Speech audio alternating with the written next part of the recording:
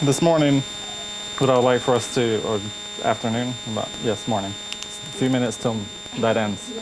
What I would like for us to do is take some time to consider the image of God in a way that maybe some of you have already thought of, but I know that I personally haven't, and I thought it was pretty interesting. What I've been interested in studying a lot lately is the Sabbath, because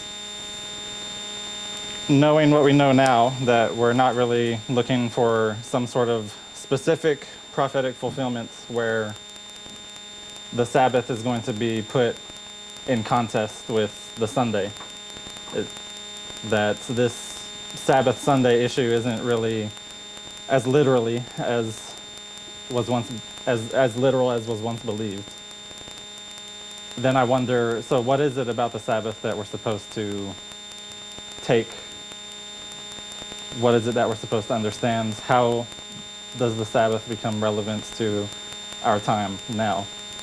If it is the case that we're not looking for some sort of a literal law to be made against the Sabbath. And while exploring some of these things, how the Sabbath might be more prophetically relevant to our time today, exploring the symbols that maybe have been hiding in the Sabbath that we've not been able to focus on before because we were satisfied with our knowledge, thinking that we already understood it, all that we needed to understand about it, because it's written in the Great Controversy, it's written in the Bible. We have this thing about the mark of the beast, the Sabbath Sunday issue. We're thinking, at some points in American history, there's going to be this enforcement about keeping the Sunday, and somehow that's going to trickle down throughout the whole world.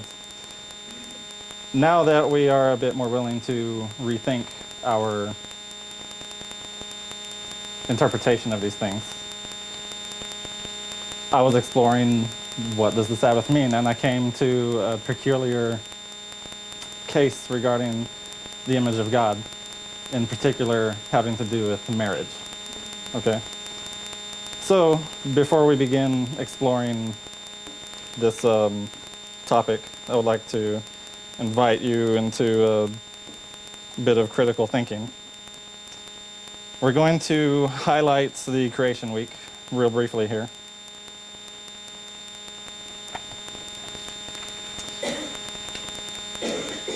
This isn't really the critical thinking part, this should be the easy part, but you tell me, what happens on day one?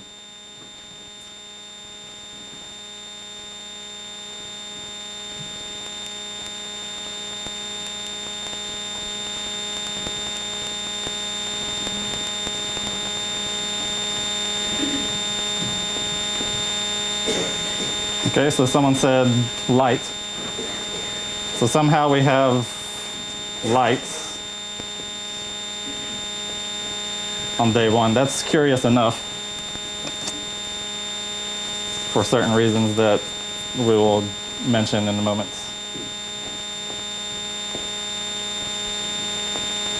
So on day one you have lights.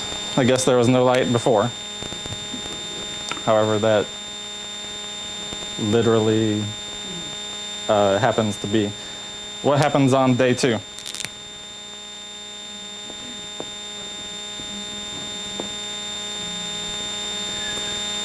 Okay, so what is should I just write firmament here, or do you want to explain what exactly was dividing of the waters?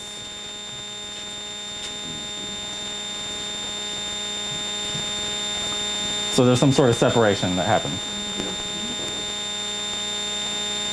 Okay, we'll abbreviate separation and then we'll put firmaments. What happens on day three? Okay, so now we have land. Anything else on day three?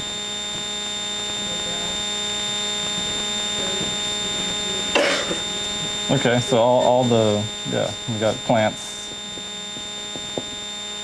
What happens on day four?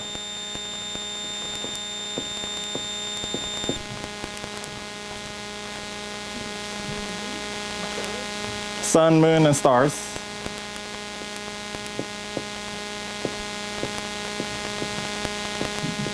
This is why day one is curious. So there was no light, and then there was light. What was producing the light? If you don't have sun, moon, and stars until day 4. Who knows? Maybe one day we'll know. What happens on day 5?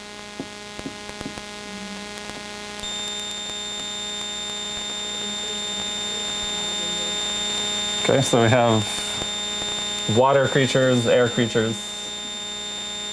I'm just going to write fowls.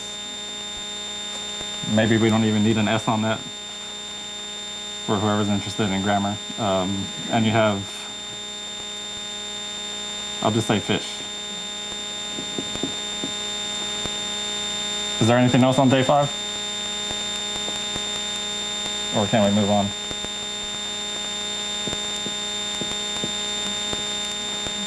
What happens on day 6?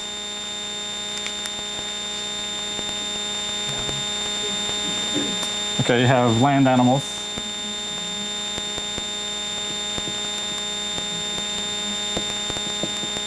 And what else? Man.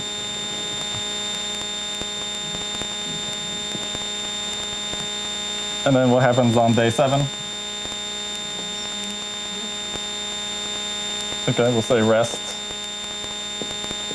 So, what does that rest mean? What's the significance as relating to the creation week?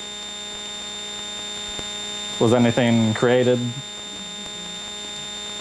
And God made it, He sanctified that day, right?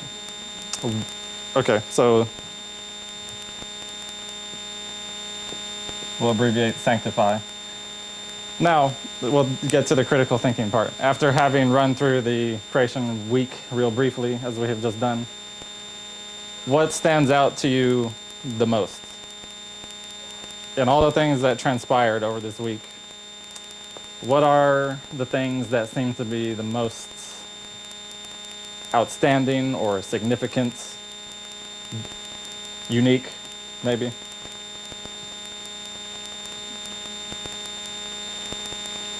Can we pretend a little? You say, can you pretend? When you put night and there was no sun, no moon, in my brain says God was the light. Okay, so there's That's just pretend. no sun, moon, and stars. We can postulate that God is producing the light. He is the light of the world.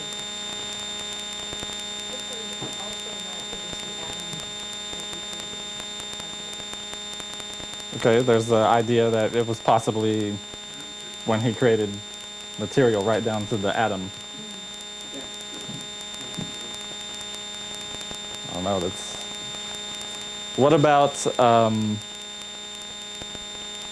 see, we have the planet basically being constructed, the planet and what surrounds the planet up to day 4.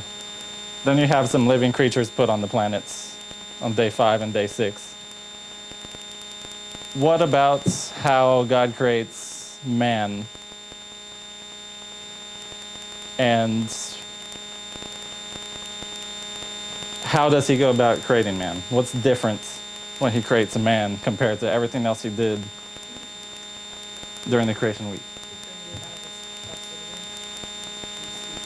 Okay, so He actually formed them, kind of like sculpted them. He created them out of the dust of the earth. It wasn't kind of however it works, I don't know, we could say instantaneous. He just spoke, and then you have fish and fowls that materialized out of the air. That's how it would seem to us.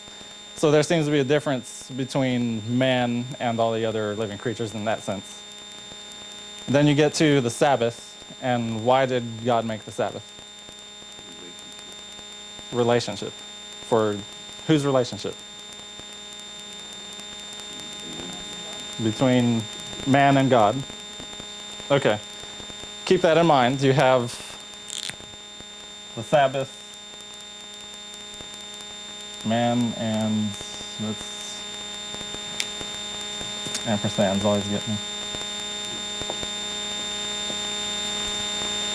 This is one of the things that I would like to focus on. The Sabbath is something that was made for the benefit of man, to keep the relationship with God going, healthy. It was to facilitate man being able to commune with God on a weekly basis, because God foresaw, I guess, even if they had never sinned, that they'd be busy for the rest of the week and they would need this time to spend with God, especially. What about going back to day 6? What else happened in regards to man? Did he just make Adam and leave it at that, or? Okay, he breathed, he actually, so this, it's getting more personal. He breathed life into Adam. And then how does Eve come about into existence? Surgery, he took a rib, comes out of Adam. Why did he make Eve? Why did God make Eve? So Adam it would be lonely. Okay, so there's... Adam was looking at the animals, each had a mate, he didn't have one. Good points. So Adam, he names all the animals, right? And we suspect from what we have read that Adam is observing animals, seeing animals, they have this gender thing going on. There's males and females in the animals, some. There's many animals that don't quite work that way. I don't know how Adam dealt with those back in those times when he was looking at all the animals, but some of them he observes, they have this partnership. And none of them he found were able to be his equal. None of them were like him, the same way he was created. They were, if you explore into the animals, you'll find God made them capable of loving, but otherwise they're not really, I forget how it's worded. They're very simple organisms. They're capable of loving man. They're given to man as a blessing to be taken care of and things like that. But you can't expect them to be part of the great controversy, something having to do with that. So Eve then becomes the option for Adam, right? God makes Eve. And how does this, let me take a look here.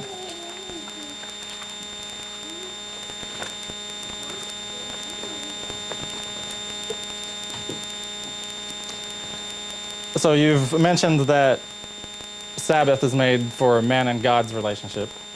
And then you're pointing out that Adam and Eve were made. Eve being made to help Adam with his loneliness. Is that... That's a bad way of putting it probably, but is that the idea?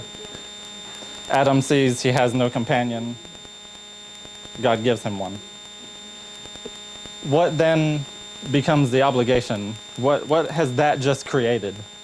At first it's just Adam and all the animals. But now it's Adam, Eve, and all the animals. So what has this just introduced into the history of this earth, the history of man specifically? It introduces a relationship between man. So you have man and God, and you have man, we'll just say mankind.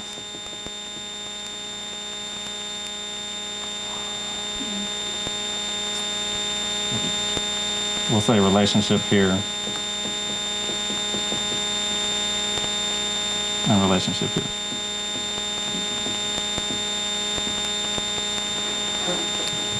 So I'm wondering if, just from looking at the creation, you can then see God's law. Because we say God's law isn't just the 10 Commandments. There's principles His law is principles. The Ten Commandments, if you look at it in that typical way,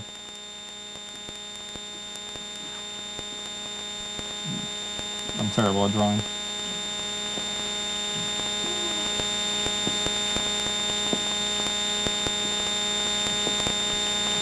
Where you have those 4 commandments pertaining to God and then 6 pertaining to man.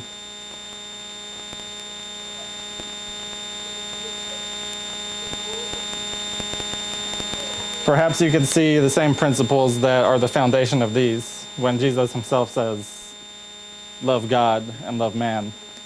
The law and the prophets, on this, the law and the prophets hang, I think that's how he says it.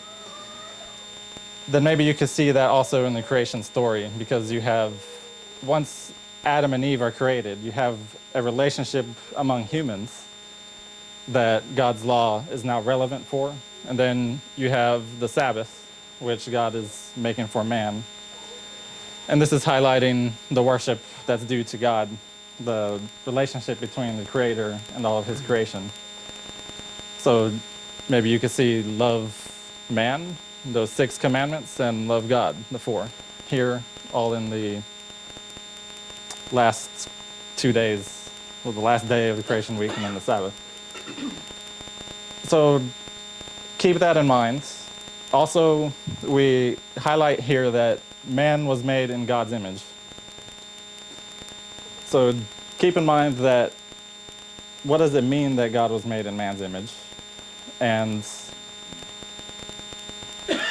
that there's some principles that appear to be intricately involved just in the creation of mankind, specifically dealing with the interworkings between men, because you have now Adam and Eve, as well as the Sabbath.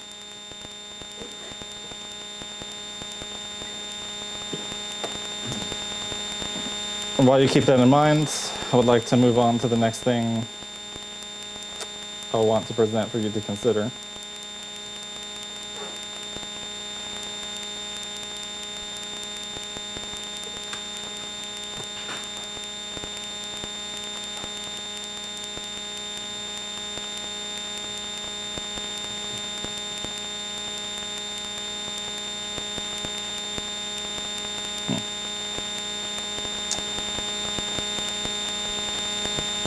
What I'm trying to present to you is this question. Is there some way currently, at the present time, that either we or you could consider us as a group here, or you can consider all of Seventh-day Adventists or all of Christianity, or you could also take this from the perspective of mankind, all of us together. Do we all agree that when the Bible says God created man, that it's talking about man in that context of mankind? That it's not saying God just created Adam, even though the word Adam is man. We all understand that Eve is included in this, right? There's some cases where the way it's written would make you think Eve was not in consideration. That itself is interesting, and I think is a problem. And this is what I'm trying to lead us to consider. Just to specify more what I'm talking about in what I just mentioned, if you take the Bible, you find that the Bible is a man's point of view. I'm pretty sure there's not one book written by a woman. And in general, throughout the Bible, you have it from a man's perspective. Men wrote these words. But that's okay, because what we typically call the spirit of prophecy, this was all written by a woman, right? So this teaches us a lesson, I think. We can see God isn't really interested in keeping things from a man's point of view. There's probably a better way I could say that. Maybe it's not the ideal thing that God wants for us to look at the Bible and read it and also interpret it just the way is written. It's very male-oriented. Consider all the things that women go through in the Bible. When they do a census, you don't even see women counted. The society of we'll say just in the book of Genesis, the society of those early growing civilizations was male-oriented. If we could highlight one example, there was a woman named Tamar whose husband died. I think her husband, I might be wrong, but she needed to have offspring, and Judah promises her his son when he's ready, right? He has to grow. But Judah doesn't give her the son, and then this woman poses as a prostitute and has sex with Judah, and then she has the twins. Judah gets mad because this woman, Tamar, she was part of their family, and he says, you played the harlot, we need to kill you, and she kept his things when she had sex with him and presented, I'm pregnant by the man who owns these things, and Judah realizes, and that was okay. It's okay for that kind of thing to happen. This woman was about to be killed because she was trying to follow through with the customs of that day, and Judah just wouldn't do it. And she was the one who was to blame for what happens until Judah says, okay, those are my things. And Judah gets no punishment on him. So this is the kind of stuff I'm talking about.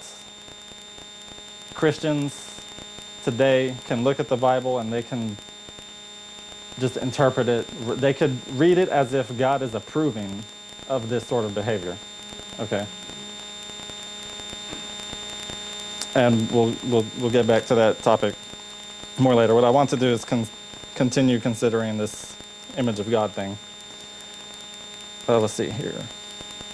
So the question I want to ask is, how are we, or we as society, as mankind, possibly trampling on the image of God today?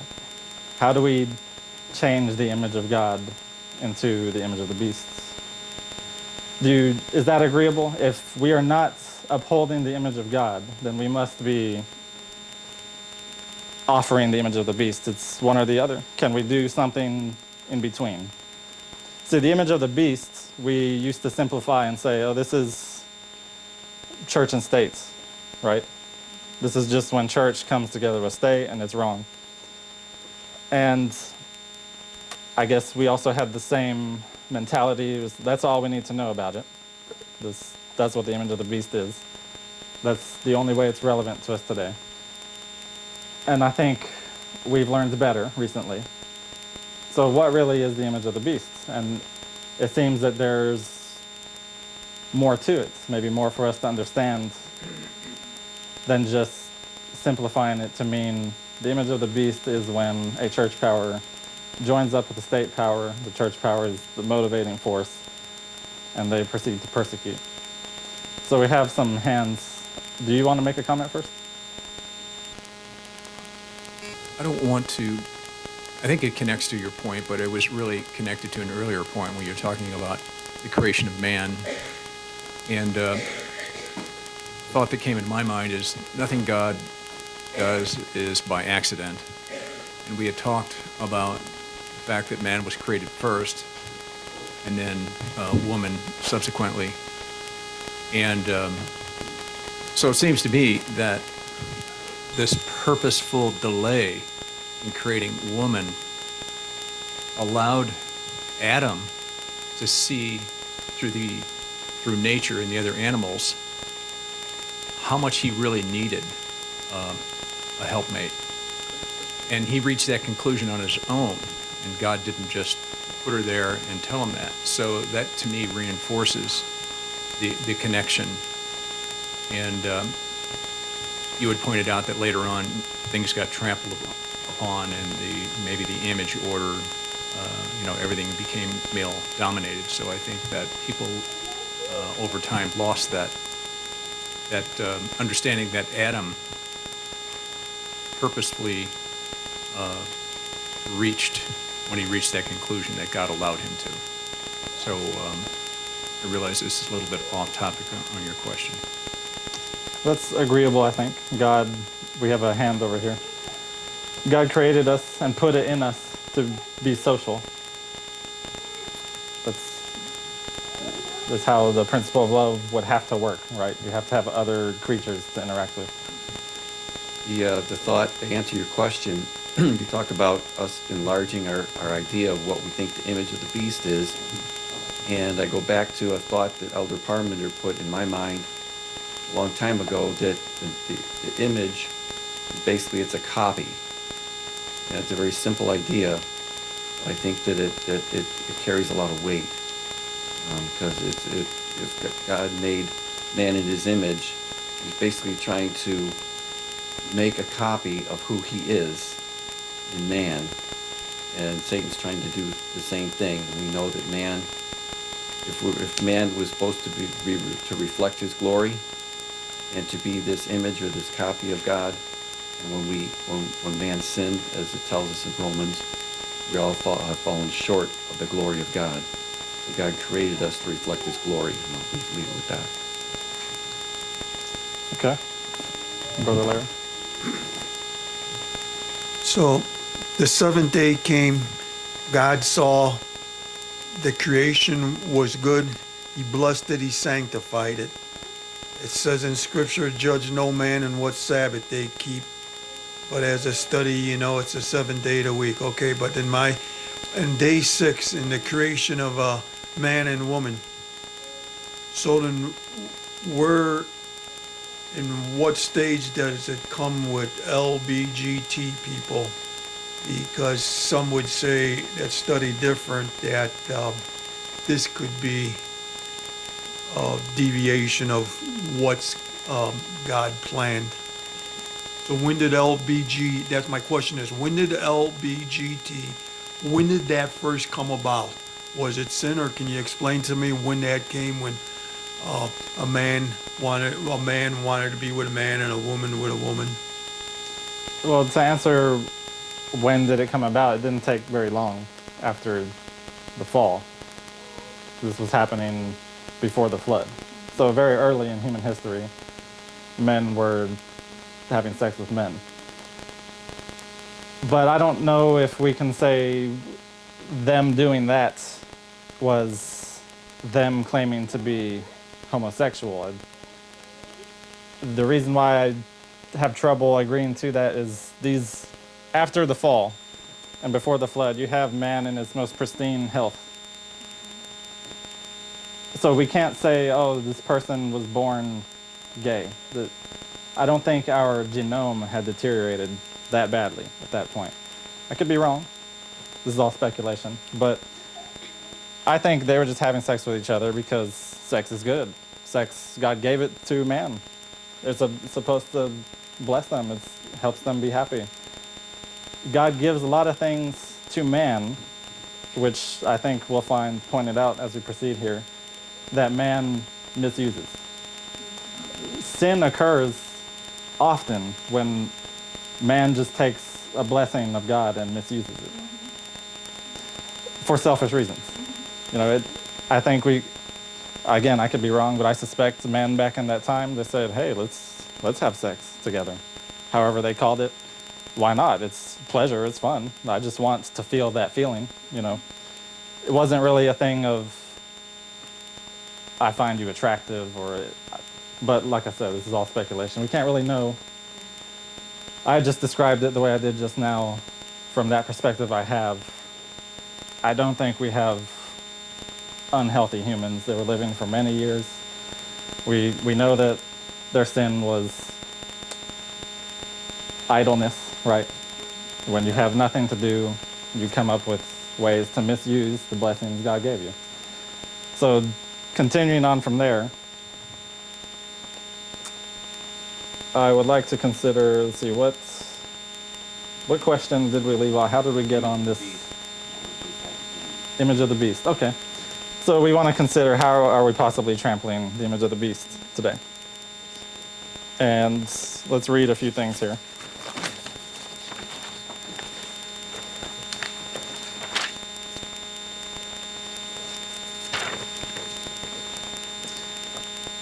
First, keep in mind that when God made man, he says he makes them in their image, male and female, both the man and the woman.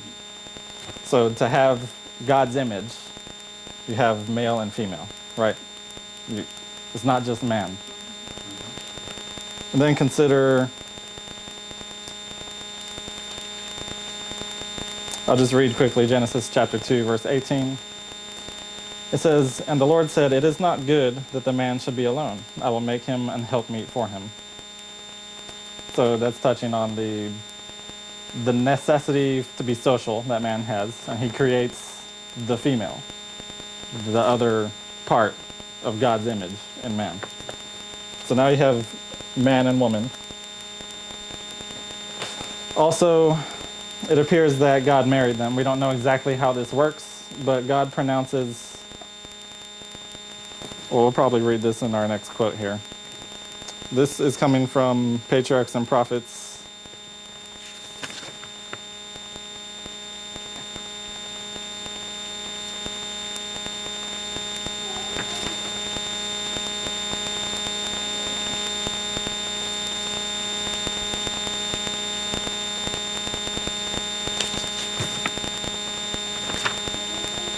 I guess we'll just read this one. Patriarchs and Prophets, page, where should I put this? I'm going to erase part of this. Those aren't really the days we were considering. I'll just leave it at days 6 and 7. So this is coming from Patriarchs and Prophets, page 91 and 92.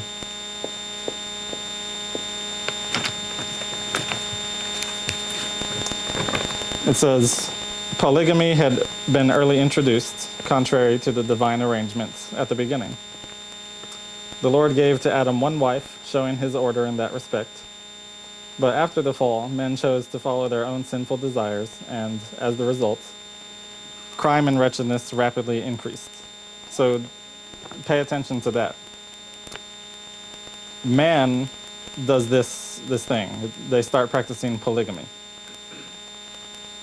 And the result of this is crime and wretchedness rapidly increase. So we have a connection with this relationship, man and woman, that when it's misused, produces widespread sin.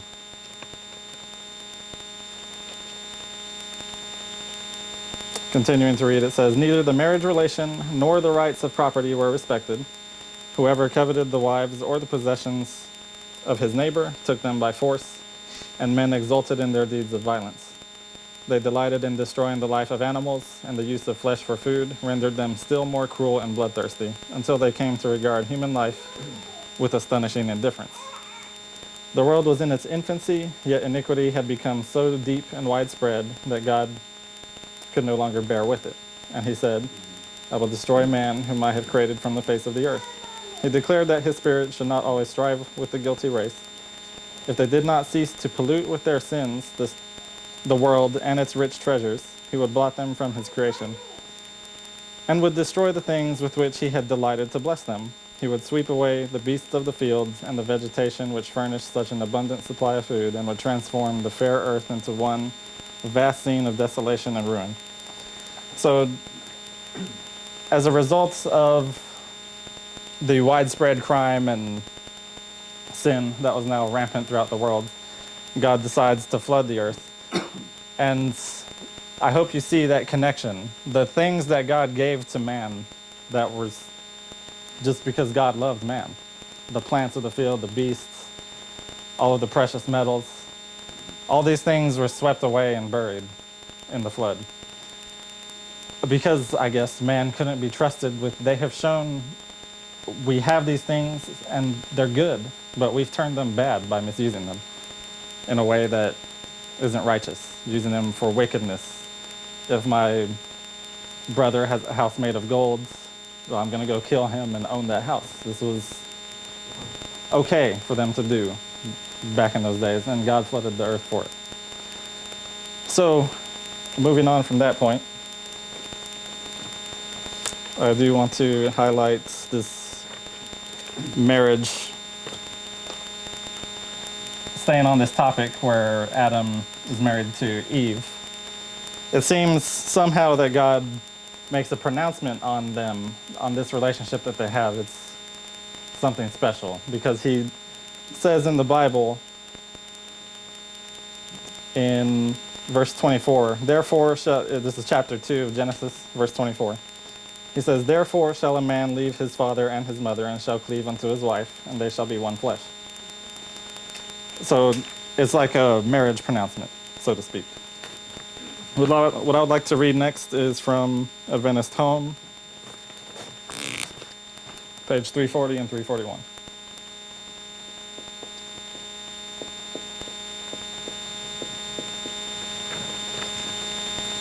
This one says, to begin with, it touches with some Jewish customs. It says, among the Jews, a man was permitted to put away his wife for the most trivial offenses, and the woman was then at liberty to marry again.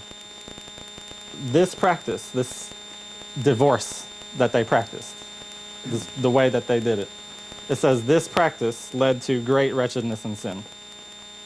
So there's another witness here that you have, once you are getting away from what God put in place, the relationship as it's supposed to be, a man and a woman.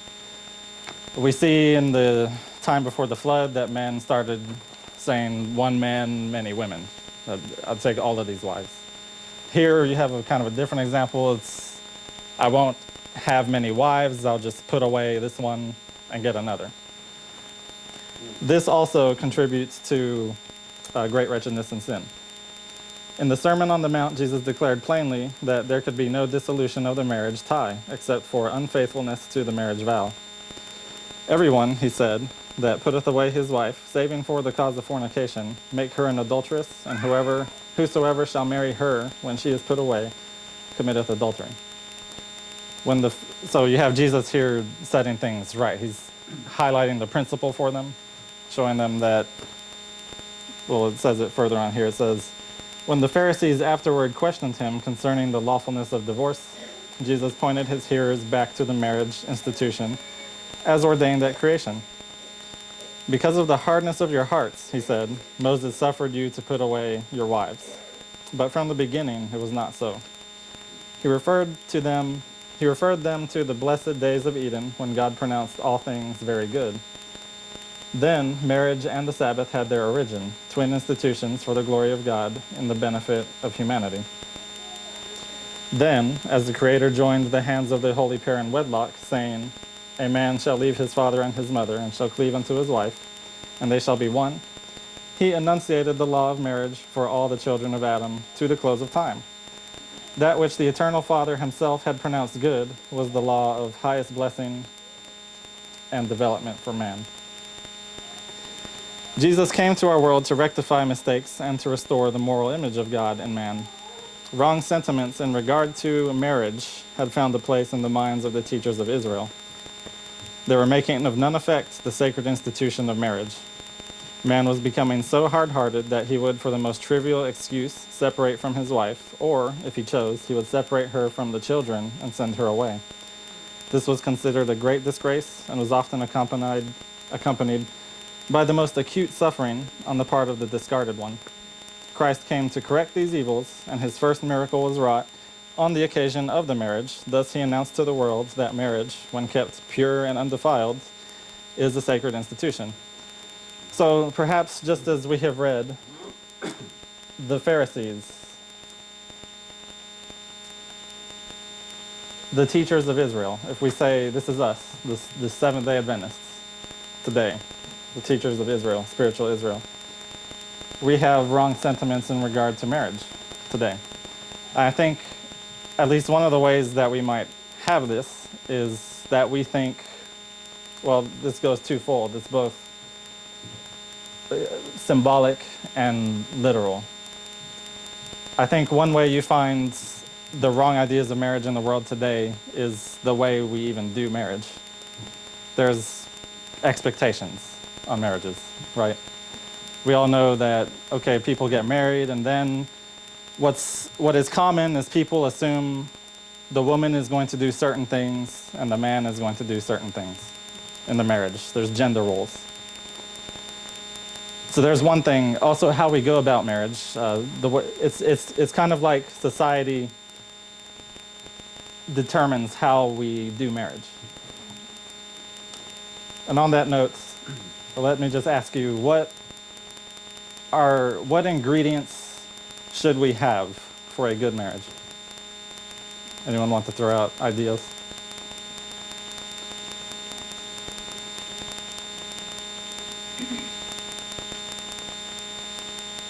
Good ingredient for marriage is you have to love God first, and you demonstrate your love for God by loving humanity or your spouse. This is good. This is ideal.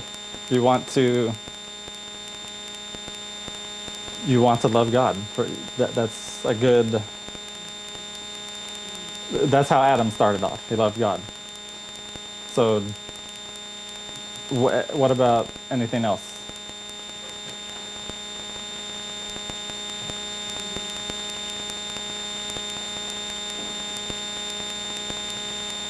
When you come into a marriage, you should be under understanding and there's no more his or hers. Whatever you bring into that marriage, it's like free game. It's, if you have wealth or, I think that's a big cause of divorce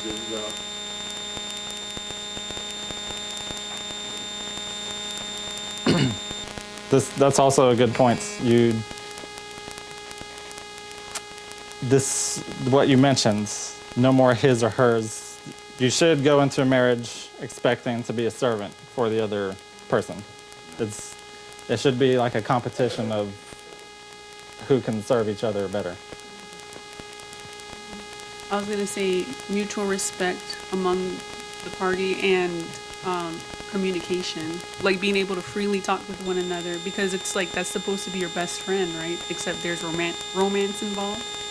And I wanted to expand on what Brother Bob mentioned about loving God first, because true love, I was just reading it this week with my sister, that true love is a principle. It's not a feeling. It's not blind. It's not unreasonable. So if you don't truly know God, how are you gonna love somebody else selflessly when you don't even know what love is? You think it's just feelings and emotions, and you think somebody's good looking, and that's not love.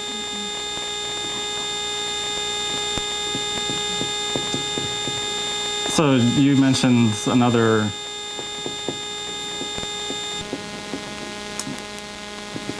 good point.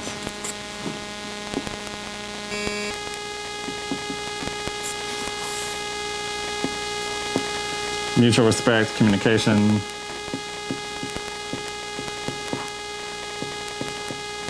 We'll abbreviate communication. So we'll stop there. So far, you guys are. I'm sorry, I had one. Okay. I was going to use the word equal partnership. Equality. We'll put that up there. The things that you mentioned are, this is good, okay? You're mentioning things that are really fundamental to any relationship, really. And you would like to have these in a marriage too. I present a number 5, and yes, maybe this is not always necessary, but what about physical attraction? Should you, ideally, maybe I shouldn't even say the word ideal. Is it okay for a person who is interested in becoming married to want to marry someone whom they are physically attracted to? Is that okay? Is that acceptable? Is there something wrong with that?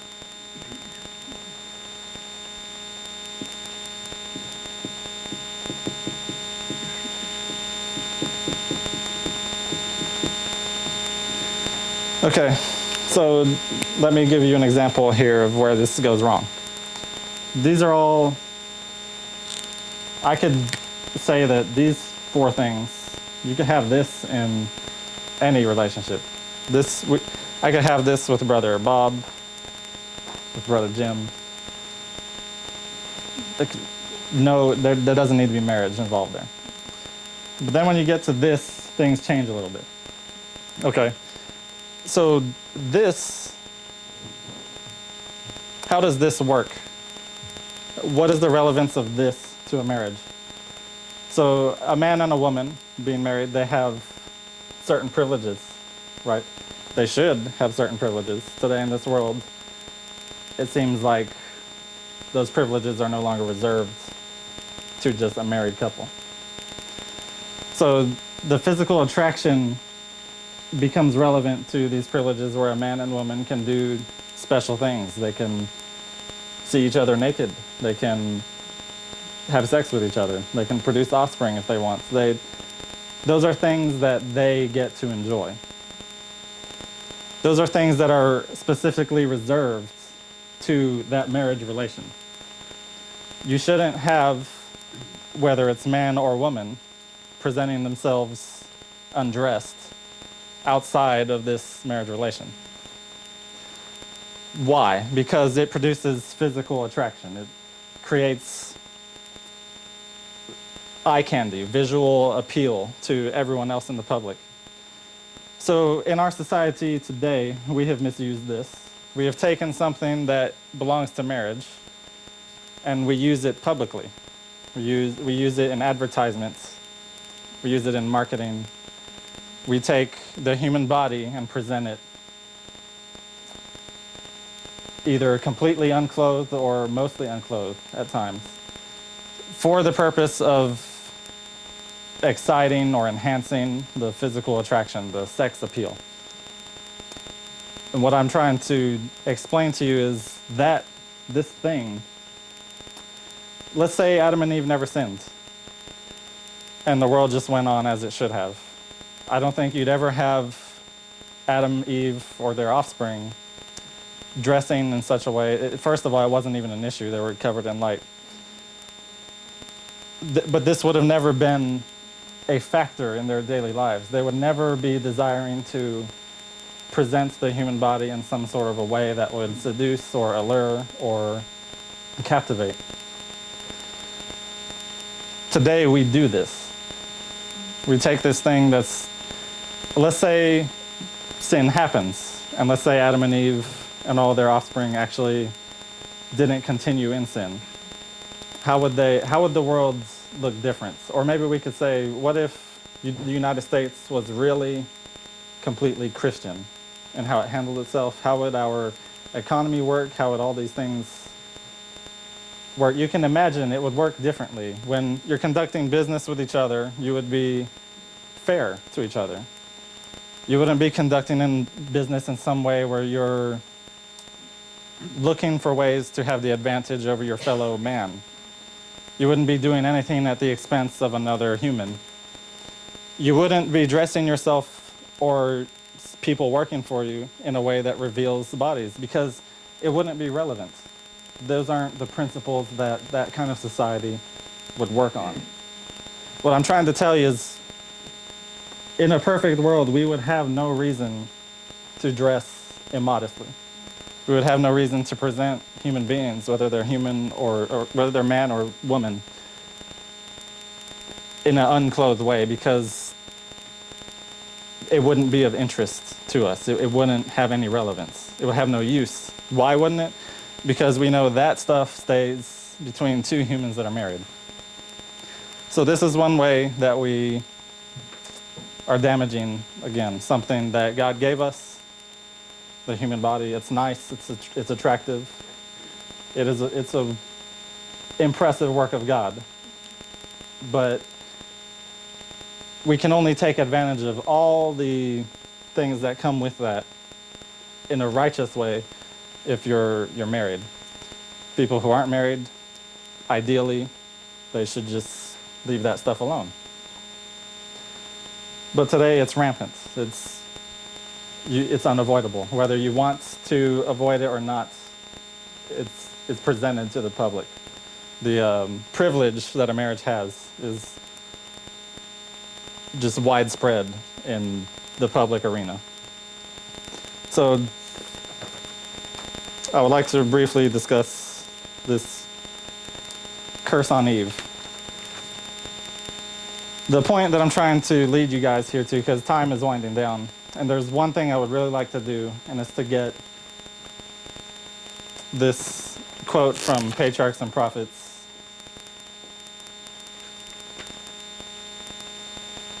page 58. I would really like to spend time on this and make sure that we read it responsibly. So we're going to do that for probably the last 10 minutes, and just so I can complete the point that I'm trying to lead you guys to is this: the image of God today, we can trample on that by just the phenomenon that we have on earth. And we mostly see this play out as man in the supremacy toward women.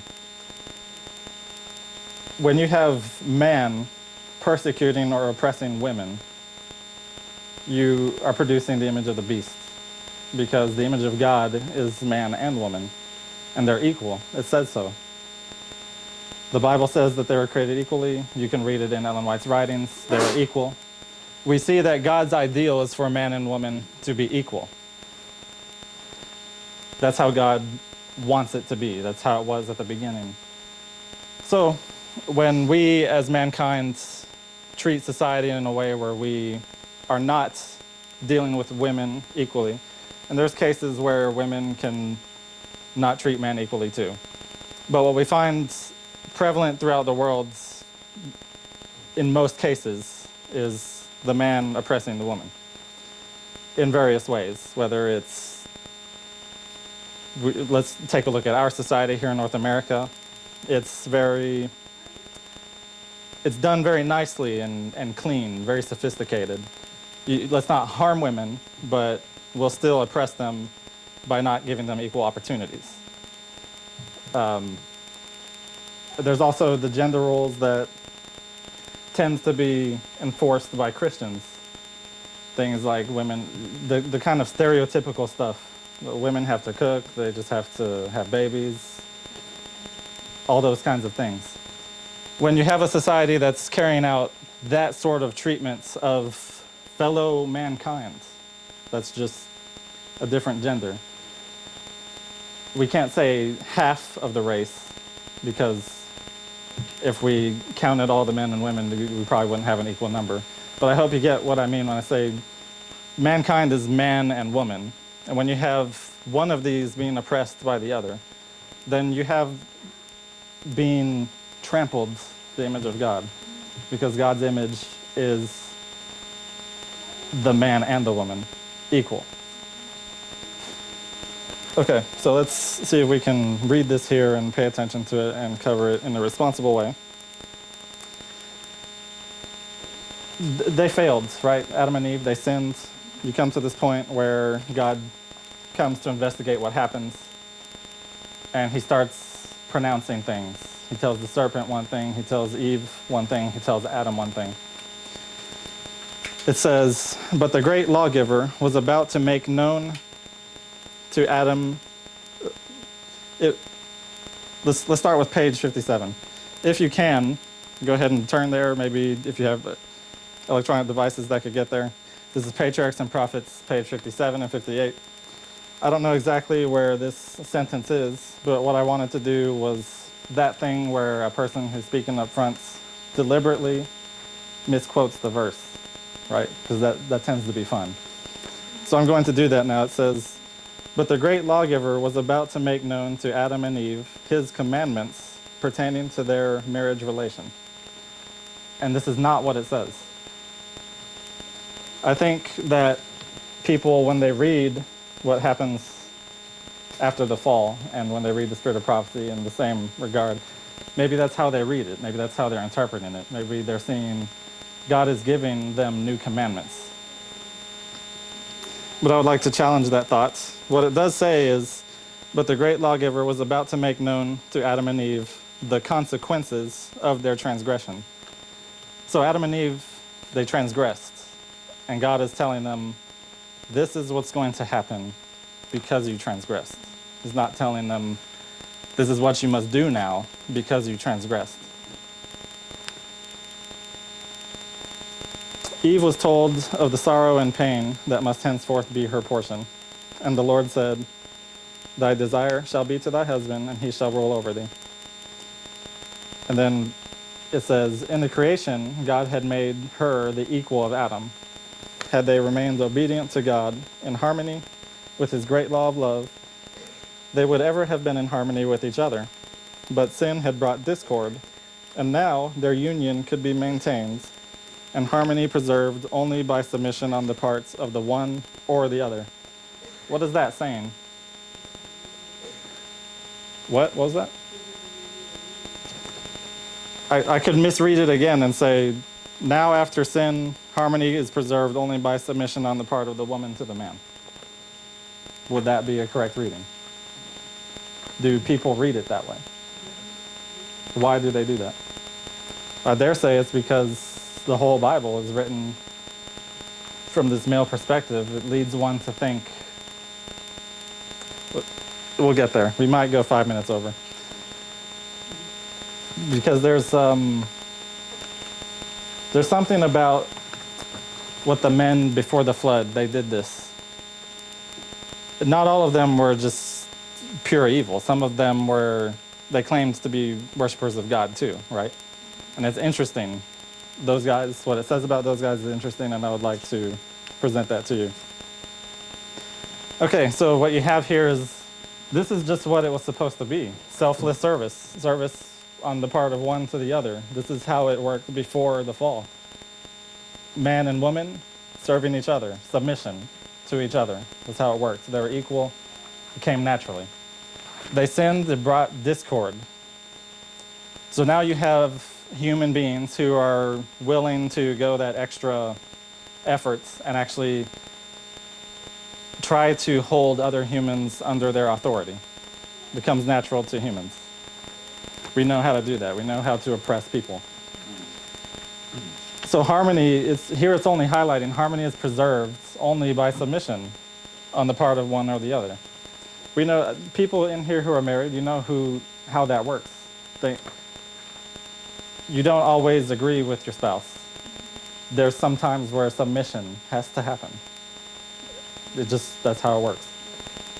And everyone stays happy. Things stay peaceful. Okay, so continuing there, it says, Eve had been the first in transgression, and she had fallen into temptation by separating from her companion, contrary to the divine direction. It was by her solicitation that Adam sinned, and she was now placed in subjection to her husband.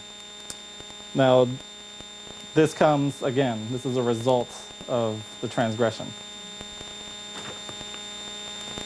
Maybe you could say, see, God is doing this. God is putting her in subjection to her husband. But still, I challenge that thought. I would like to keep reading.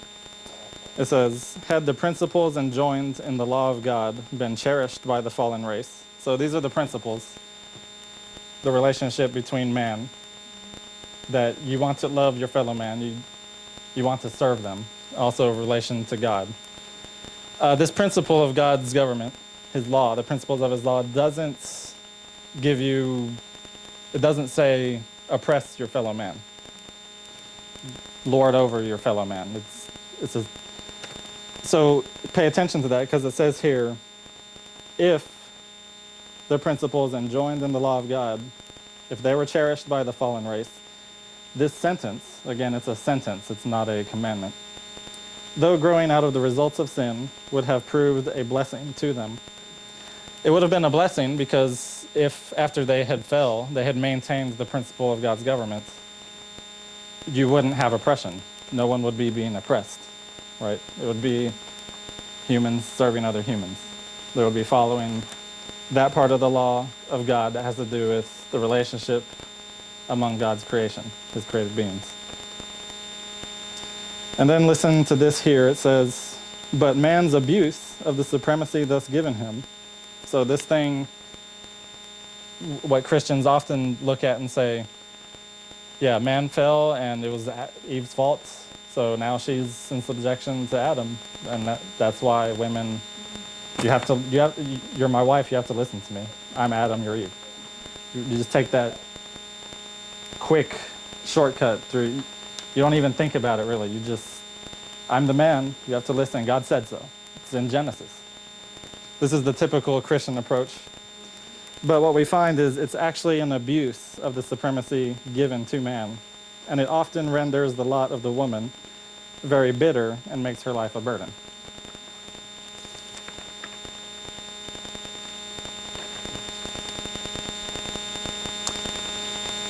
So to close up here,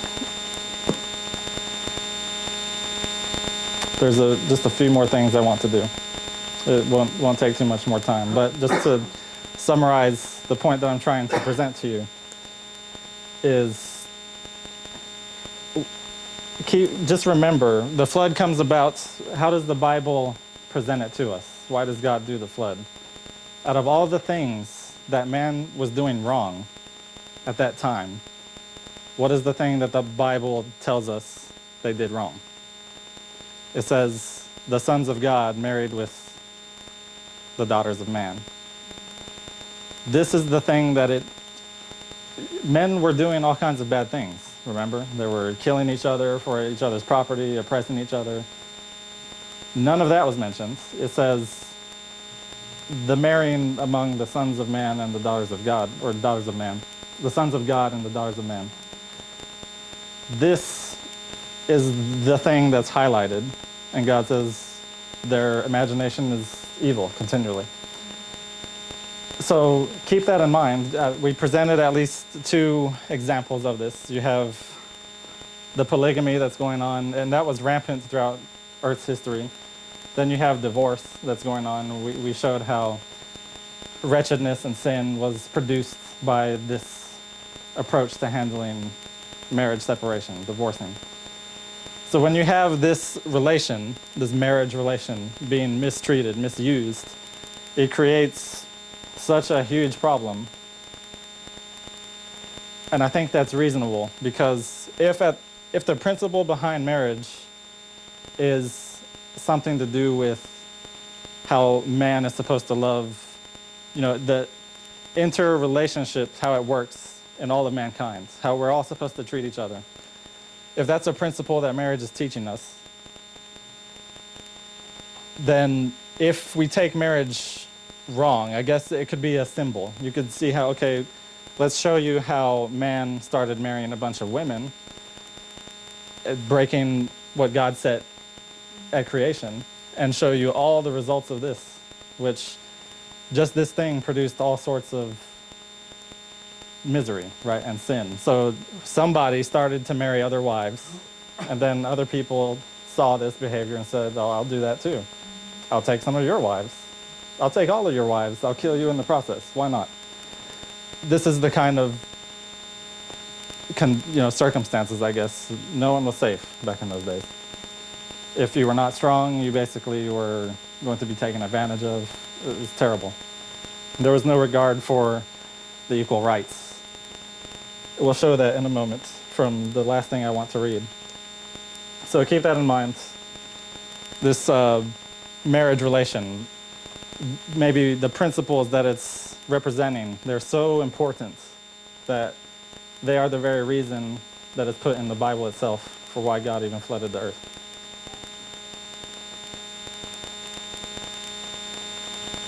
You could find this in Ellen White's writings too. When she highlights the reasons for the flood, she mentions the intermarrying. Also, let's think about this. I thought this was interesting. If you look at this in a symbolic way, you have the sons of God, this is the church, and it's marrying with the daughters of man, it's the world. It presents to us an interesting picture of worldliness, right? Church and state, but from a different perspective that maybe we've never considered. Because you have sons of God beginning to do the customs of the world, the polygamy and things like that. So they're, by enjoining themselves in these worldly practices, I think we could see a comparison of what's going on today. We have Christianity, and at least in the United States, we have a Christianity that is doing this thing. They are the sons of God, but they are intermarrying now with the daughters of man. So you have this yes, we could say, okay, church and state coming together. But I hope that you can see it's a little bit more defined now, because it's not exactly church and states. It's more a corrupt Christianity that is pushing for making society follow its ways. And the way it became corrupt was by adopting the methods of oppression that you get from the world. So I thought that was interesting. Just by looking at the sons of God marrying in with the daughters of men. Now to close out, the last thing I want to do is read. Well, there is this interesting quotation here. We can't complete the study without mentioning this. This is interesting quotes because it says it was Satan's studied efforts in the antediluvian age to pervert the marriage institution, to weaken its obligations and lessen its sacredness. It says this was Satan's studied effort.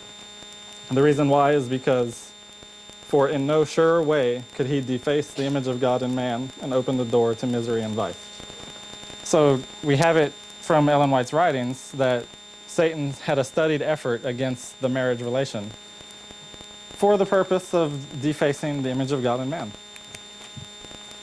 And then the last thing I would like to read to you, this would be coming from the perspective of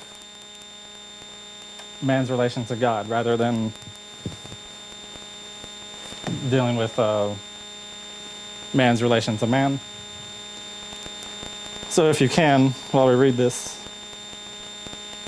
just maybe switch modes in your mode of thinking right now. We're moving from consideration of the oppression of women by men and how that defaces the image of God to man's relation to God. This is from the book Education, page 74 and 75.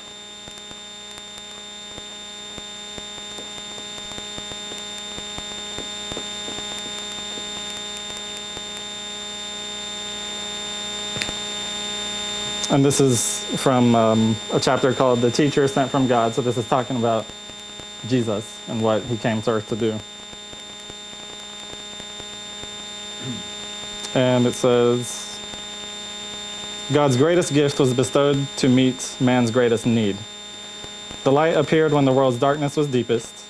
Through false teaching, the minds of men had long been turned away from God. In the prevailing systems of education, human philosophy had taken the place of divine revelation. Instead of the heaven-given standard of truth, men had accepted a standard of their own devising. From the light of life, they had turned aside to walk in the sparks of the fire which they had kindled. This writing is in reference to the state of the Jews when Jesus came to them. But what we just read, how do you find this comparable to our time now? Put the Seventh-day Adventists in the Jews' place. Have we emphasized human philosophy in place of divine revelation? Have we accepted a standard of our own devising? Yes, we have. We have made requirements out of God's law that were never there in the first place. Having separated from God, their only dependence. So now that we've pointed that out, let's now, when we're reading this, think about us, whether it's Seventh-day Adventists or Christianity in general, or even you could take this and apply it to mankind's society, worldwide in general. So keep those three things in mind. We're reading it from that perspective now. Having separated from God, their only dependence being the power of humanity, their strength was but weakness. Even the standards set up by themselves, they were incapable of reaching. The want of true excellence was supplied by appearance and profession. Semblance took the place of reality. From time to time, teachers arose who pointed men to the source of truth. Right principles were enunciated and human lives witnessed to their power. But these efforts made no lasting impression. This is clear if you look at the whole Old Testament history. From time to time, there were people who rose up and defended God's truth, but there was no lasting impression. God's people were still rebellious, backsliding. And the same thing happened to our church history, if you look at Seventh-day Adventism. And it's also happened worldwide. If you look at it from the perspective of the downfall of the papal supremacy to the uprising of Protestantism, Protestants, ever since their time of glory, I guess you could say, have just been on a steady decline. And things like the Millerite movements, those helped to keep people in the right path, but overall, a lasting impression hasn't been made. Look at the state of the world today. Or just look at the state of the world ever since 1844 and after. It's been wars ever since that time, whether it's a civil war in the United States or wars in other parts of the world, those European wars, the world wars. So continuing to read, it says, when Christ came to earth, humanity seemed to be fast reaching its lowest point. Do you think we're at our lowest points today? The very foundations of society were undermined. Life had become false and artificial. The Jews, destitute of the power of God's word, gave to the world mind-benumbing, soul-deadening traditions and speculations. So this is Christianity. This is what Christianity is doing for the world.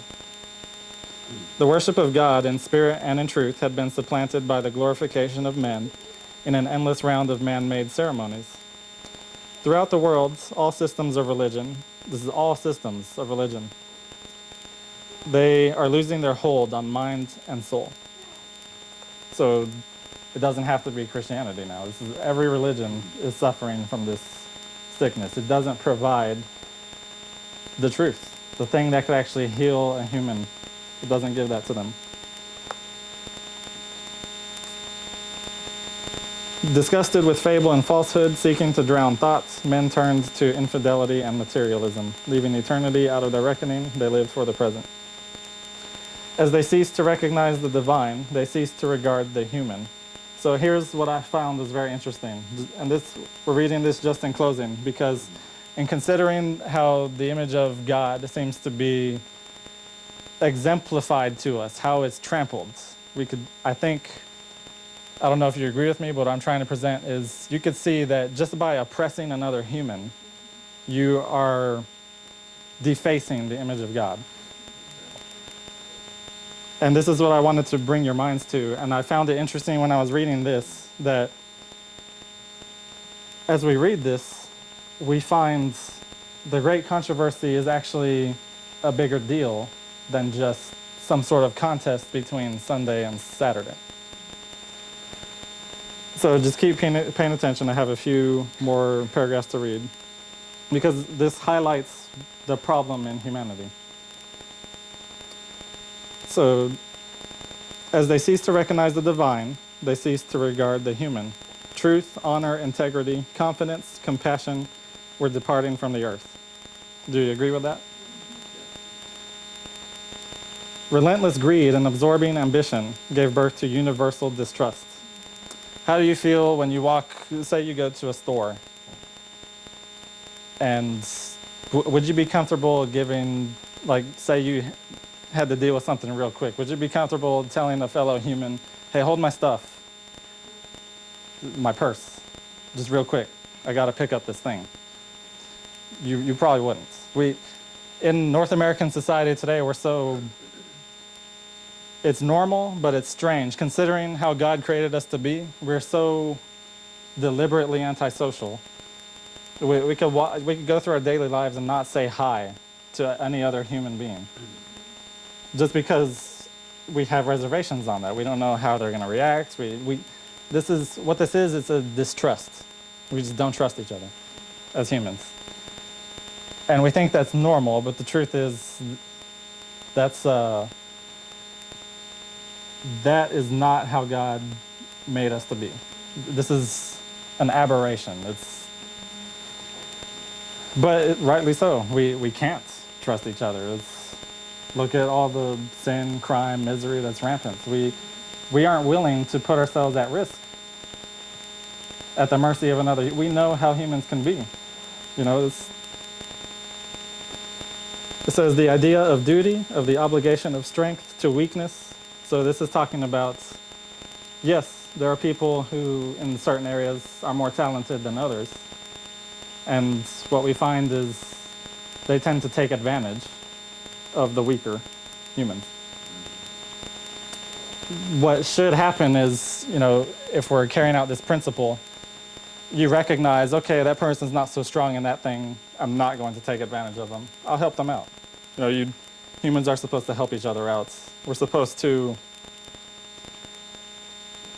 fit together and help things work together like a well-organized machine, because we all have different abilities, different talents. But today, that's not how it goes. Today, especially in carrying out business, we look for ways to take advantage of each other.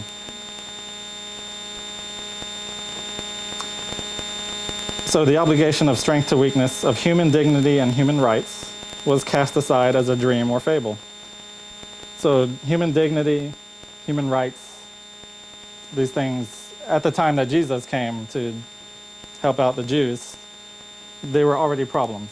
And we can see today these are problems as well, the human rights. The common people were regarded as beasts of burden. This is true today. Or as the tools and the stepping stones for ambition. This is true today, especially in capitalism. Socialism's the same. If you look at a communist government, they're just using certain people as stepping stones to gain advantage. Neither systems really take care of humans. Wealth and power, ease and self-indulgence were sought as the highest good. This is true today. Physical degeneracy, mental stupor, spiritual death characterized the age. As the evil passions and purposes of men banished God from their thoughts, so forgetfulness of him inclined them more strongly to evil. The heart in love with sin clothed him. This is the other points that I'd like to present to you. It's that we get so bad that we actually put on God our faults. We say God is like this. So I'll read it. It says, the heart in love with sin clothed him, God, with its own attributes, and this conception strengthened the power of sin. Bent on self-pleasing, men came to regard God as such a one as themselves, a being whose aim was self-glory, whose requirements were suited to his own pleasure, a being by whom men were lifted up or cast down according as they helped or hindered his selfish purpose. The lower classes regarded the supreme being as one scarcely differing from their oppressors, save by exceeding them in power. By these ideas, every form of religion was molded. Each was a system of exaction. By gifts and ceremonies, the worshippers sought to propitiate the deity in order to secure his favor for their own ends. Such religion, having no power upon the heart or the conscience, could be but a round of forms of which men wearied, and from which, except for such gain as it might offer, they longed to be free. So evil, unrestrained, grew stronger, while the appreciation and desire for good diminished. Men lost the image of God and received the impress of the demoniacal. I'm running out of breath. Let me repeat that. Men lost the image of God and received the impress of the demoniacal power by which they were controlled. So the whole world was becoming a sink of corruption. So this is what I tried to present, these two approaches. You have marriage, and I tried to present some examples of how you could see marriage, just the trampling of it, whether it's in a literal marriage or if it's society in general, how marriage is treated, how mostly the females are being oppressed. The position that man has been given has been misused, abused, to the point where it often causes women to have the bad end of the deal. Also, defacing the image of God by man's approach here. What we just read shows that as men become more interested in sin and less interested in truth and holiness, that man begins to put on God its own sinful characteristics. So this is where religion is at today, even in Seventh-day Adventism.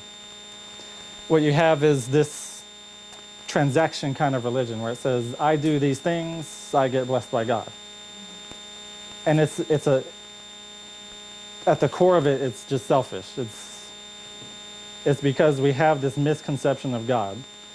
Now think of this. This is what Satan has been working to achieve. And this is why humans are deceived. Because we look at God and we have the wrong conception of him. And so in this way, you can see that God's image is defaced. The image of God is, sadly, it has mostly been removed from the human race. And the last thing I want to say on that is,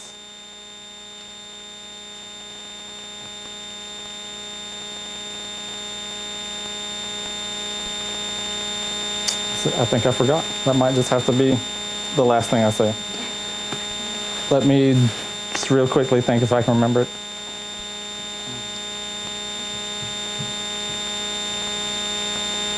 Ah, yes, the great controversy. Remember, what I find is interesting about all this is the great controversy is God defending his namesake. Okay, so this is where humanity has gone wrong, I think, in the most terrible way. It's that they have misrepresented God.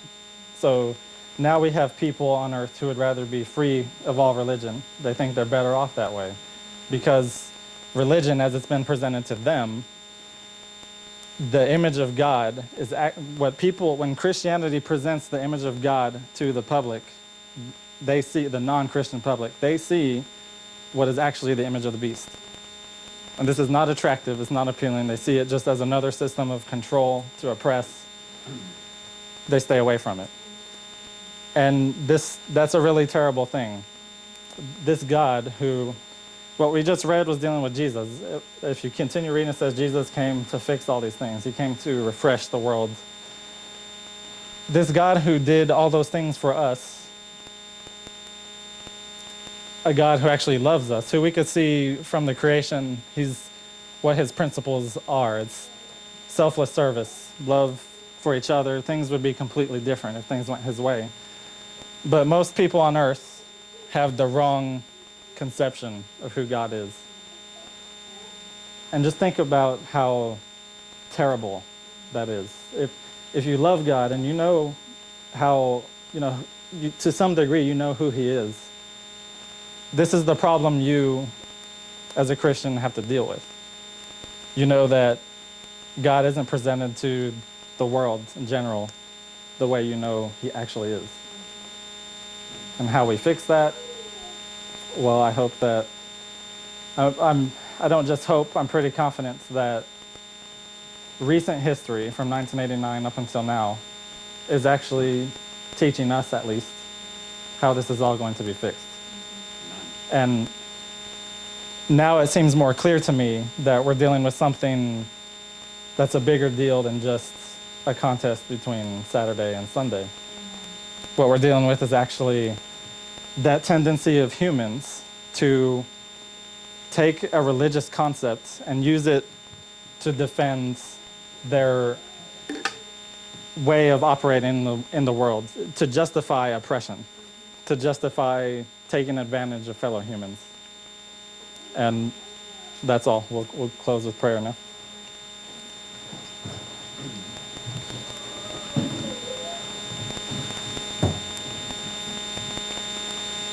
Gracious Father, we would like to come before you, and we would like to thank you for this time we were able to spend on the Sabbath. We would like to learn more how we can appreciate these things, these institutions that are remnants from when everything was good, from the days of creation, both marriage and the Sabbath. We see that Sabbath is a day that we can have rest. And this could point us to many things, how Jesus came to earth to do his work, and the prophecies, how they point us to the future, where we can have rest from all of the things of the world. And also the rest that we're able to enjoy now, just being followers of you. Having this privilege, we can confidently follow your guidance, and we can be at peace in the world despite all the things that are wrong around us. But we also see that we have this problem where we know that the way the world sees you is not the way you really are. And loving you as we do, we would like to be able to assist you. We would like to be able to learn how it can be presented to the world. And we would like to have your help in doing this work of presenting the true image of God to the world, especially in this current history when we know things are closing up. So please continue to help us in this regard in accordance with your will. And in Jesus' name we pray. Amen.